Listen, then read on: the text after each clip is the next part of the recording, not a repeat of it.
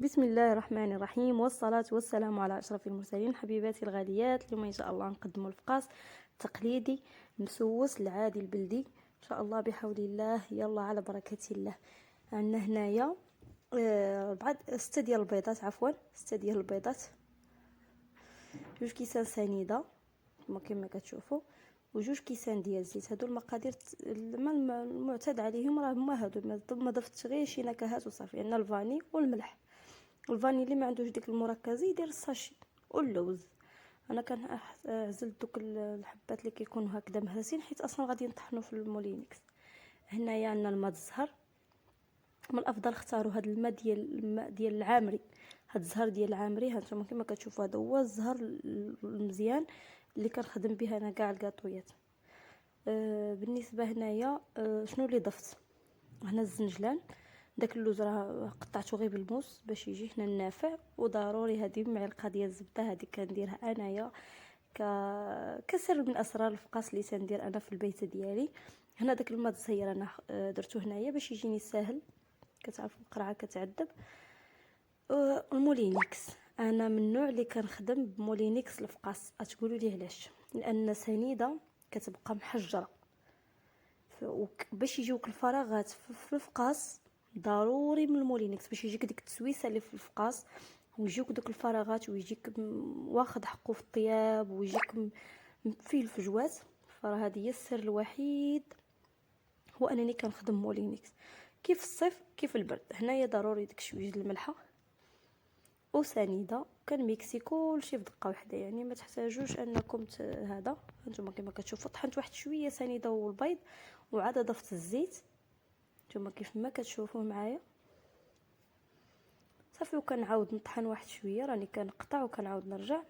هنايا بقات لي داك الساشي هذا هو هذا الفلو هذا رجعت كنخدم به بزاف، ولكن كيعطيني واحد اللون موحد. ما كنظنش كيضيف شي اضافه من غير انه كيعطي واحد اللون. هاد النكهه ديال الكراميل اللي ما بغاهاش اولا اللي كيخاف من هاد النكهات هما راه اكيد راه ما صحيينش، ولكن كنقول ديك الكميه، فهاديك الكميه واش شحال غتاكلي د الفقاس هذا؟ يعني ما كنظنش مضره، وستر الله سبحانه وتعالى.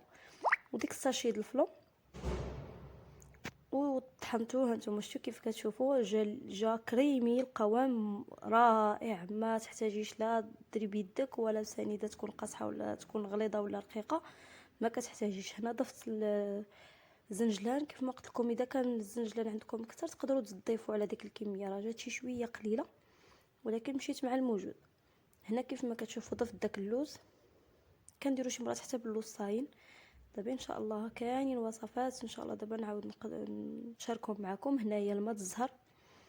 من الافضل تختاروا داك الماء الزهر بالضبط، لان من غير هذا الماء الزهر غير النكهه وصافي. تلقاي شي مرات بالعكس كيخسر لك حتى الوصفه. هنايا بقيت كنضيف في الفرص، وديك الخميره حمراء، 2 خمارات حمرين ما تعداوهمش، سواء في البرد سواء في الصيف. تعديتهم كيطرطق لكم الفقاس. المهم انا كنخدم ب2 خمارات. هنايا كنضيف الفرص، ما عبرتش حقيقه.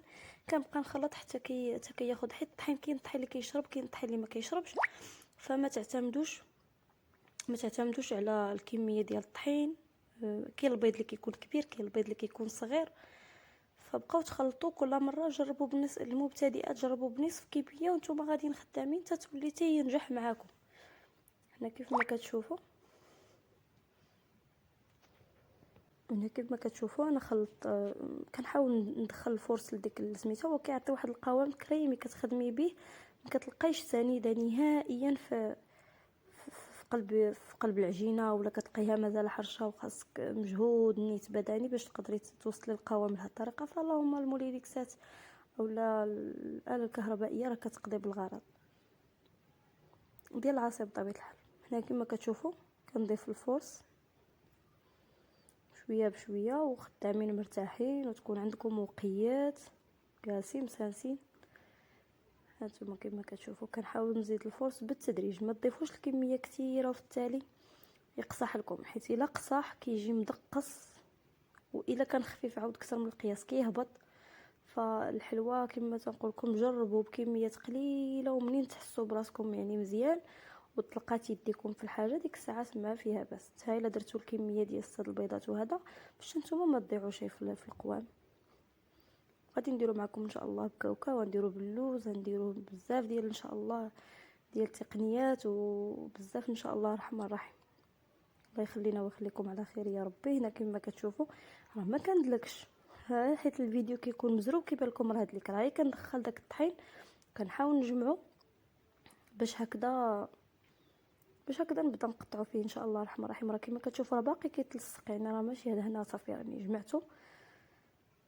قطعوا هكذايا بشويه بشويه عليكم على حسب، كاين اللي كيبغيه كبير كاين اللي كيبغيه صغيور. يعني نتوما شي داك الفلو الا لاحظتوا كيعطي واحد اللوين بحال راه كيخدم بالبيض البلدي، هو نورمالمون غير عادي وكيجي داك اللوين كيجي صراحه مزيون.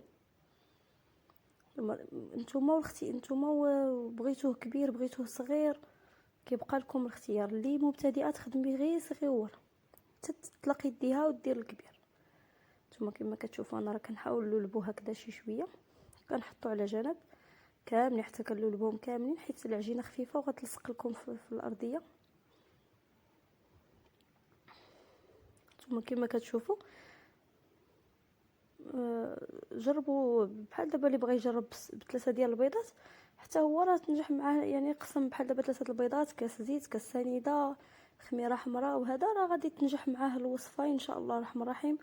غير جربوا الحاجه ما تخافوش منها وما تعجزوش معاه، هو راه غير الطياب ديالو اللي كيكون شي شويه صعيب كيطرطق، ولكن ان شاء الله غير الفران يكون بارد كما قلت لكم، يكون بارد وتحاولوا تدخلوا ديك الساعات وعاد ديك الساعات تشعلوا حتى تدخلوا سواء ديال الغاز سواء ديال الضو حتى تندخل انايا الفقاس عاد كنبدا عاد كنشعلوا.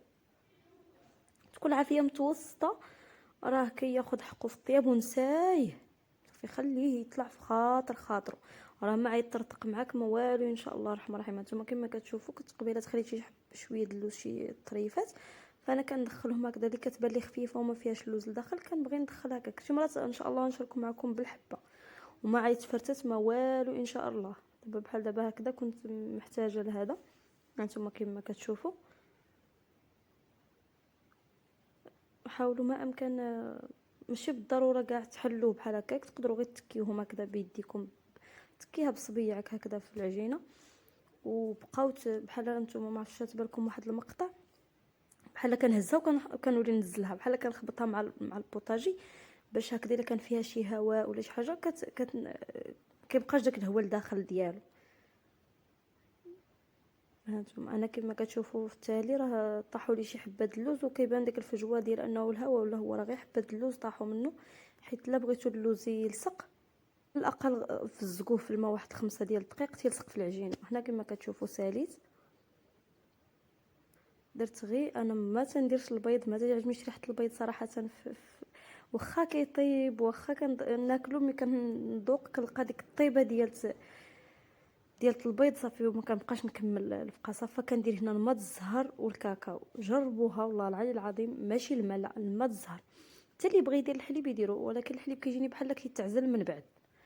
انا كندير الماء الزهر كتعطي واحد هو كيطيب والريحه ديال الزهر ما شاء الله لا اللي في العجينه ولا اللي في هذا كتعطي الدار بعدا كاينه كتولي ريحه الفقاص بلدي يا سلام، كيعطي واحد اللوين واحد لابغيونس زويونه. هانتوما تشوفوا هانتوما شفتوا خاصه هذا الكاكاو هذا راه ديال الساشي كنخويه انا في القريعات باش ما كنبقاش هكذايا كتجيني براتيك عمليه اكثر.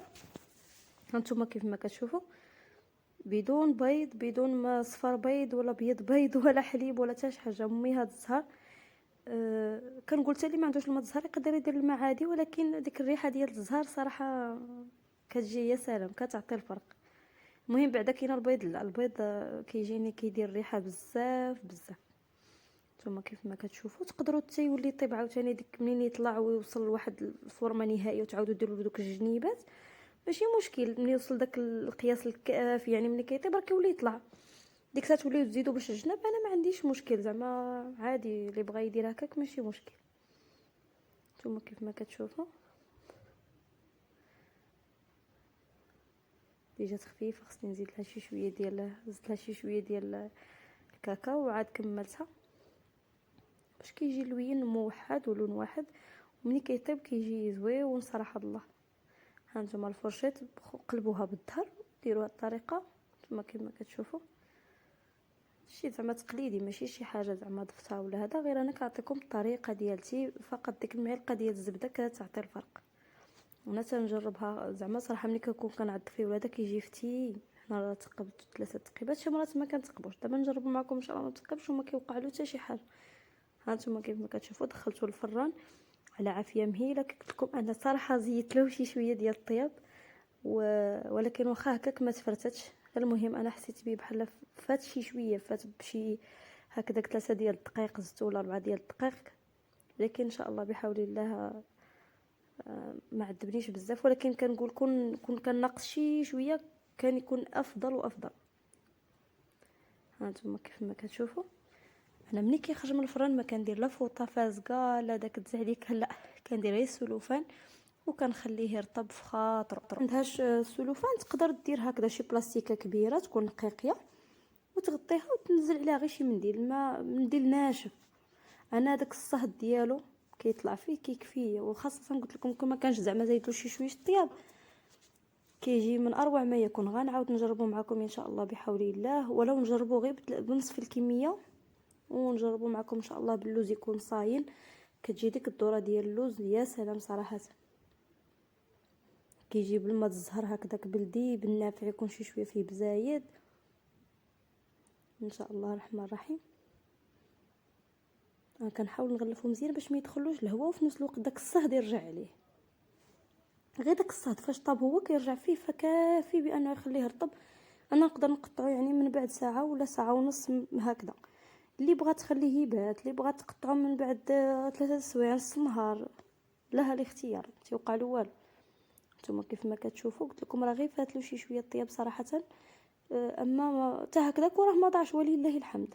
هنا داك اللوز صراحه خصو يتغسل بعداك. انا مسحته صافي، ملي كيتغسل كيلصق في العجينه، واخا ماشي ترطبوه لا، غير كتغسلوه بالماء كيكون هكذاك فازق تيلصق في العجينه ما كيبقاش يطيح. انا للاسف طاح لي شي شويه ديالو، طاح لي شويه ديال اللوز، ولكن معليش يعني الانسان يتدارك الموقف ديالو. كلشي كيمشي اصلا، كلشي كيتنكل. غير حنايا كنبغيو ديك الشوفه د العين، كنبغيو نشوفوا ديك الذره ديال اللوز ونشوفوا داك الشيء وصافي. اللي ما بغاش يدير اللوز ما يقدر ما يديروش كاع نهائيا. يعني اللي ما بغاهش راه يكتفي به هكاك بالنافع مزيان. نتوما كما كتشوفوا بالنسبه للمبتدئات انا بالضبط كنهضر معاهم اكثر. تبارك الله اللي كيعرف هذا الشيء اللهم بارك. ولكن بحال دابا هكذا طيبوه الطياب الاول، شعلتلو انا كنطيبو غير من الفوق، كنشعلو الفوق وعاد كنبقى نقلب. بالحق ديروا معاهم البال، لان دغيا العافيه كتلهبوا. خاصه الا قطعتو شي مرسو رقيق فراه غتجيو تلقاوه مشى. حاولوا ما امكن تجيبوا القياس يكون هو هذاك. هنا كما كتشوفوا انا باش نختصر عليكم النتيجه النهائيه هي هذه. اللهم ادمها نعمه يا ربي واحفظها من الزوال. نتمنى تجربوه ويصدق معكم. اذا بقى لكم شي حاجه ما فهمتوهاش فانا ان شاء الله راه الاجابه. والسلام عليكم ورحمه الله تعالى.